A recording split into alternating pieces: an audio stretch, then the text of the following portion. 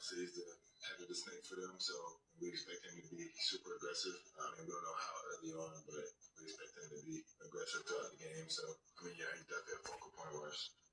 Alongside him, Shaedon Sharpe has been climbing steadily too, averaging career highs in points and steals, adding athleticism and a much-needed scoring punch. The Spurs want to show that their young core can deliver, while the Blazers are determined to prove that their growth is legit. New faces, fresh storylines, and highlight plays galore. That's what the series promises to give us in abundance. Immediately, the four young athletes representing the future of the league showed out for their respective squads. Obvious looks for Clingan, drive the lane, dumps it in. Right down the center of the lane with a two-hand slam. Clearly on the drive.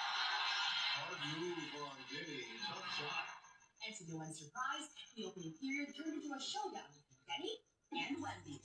This particular coast-to-coast play from the Alien impressed everyone in attendance at the Frost Bank Center, legends included. There goes Martin. Both stars delivered exactly what was expected of them. The Spurs ended the opening period with a 9-point lead, 30-21. He had a good game today. He shot the three really good, but there was nothing that we couldn't really not do. We broke the paint. He was a good rim protector, but I feel like we played our game. We just didn't make shots. I don't see something that we didn't do today. Wemby's intense grip carried over to the second. The level of fan service was insane. Denny led Portland to 8. The Blue Cornet and Wemby were there to send the Spurs.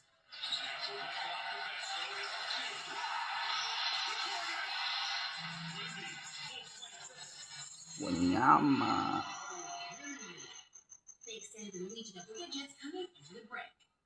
It's tough for anybody to play against a team that's kind of well-oiled, playing fast, getting stops. They're at their home arena, so I think all that kind of goes into runs. With him on the floor, without him on the floor, we just got to be more aggressive, like telling everybody, hit everybody. If they rolling down, hit them. Like, I think that's something that we got to continue to do, like, in this series.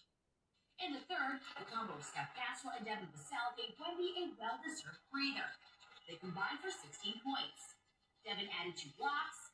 By Vassell. Vassell got inside on the block of the foul ball on the secondary action. Steph put his playmaking cap on, and that 9-point lead grew even further to 15, heading into the final period. I think Drew Holiday was going to get like a wide-open layup, and couldn't get a wide-open layup. I mean, that's what we talked about, just not giving up on the play. Every possession matters, whether it's the first possession in the first quarter or the last possession in the fourth quarter. Right to the whistle. Who knows? Those blocks can get us going. Steph and Fox and Vic are always finding me in transition, and so I just got to be confident and let it go. And that's when Victor Wembanyama finished the job he started. No one could check him. The long run, long shot. Absolutely has it all. Okay, so still the window. As for you, Tim Duncan. Student Day tried to get something going for the Blazers, but Wemby was a nightmare.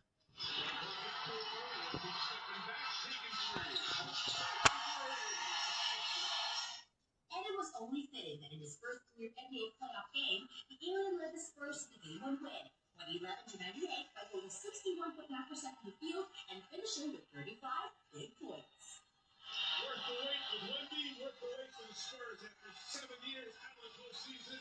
San Antonio's got a playoff win again. Your 35 points are the most by a Spur in a playoff debut. Where was your head at in this one?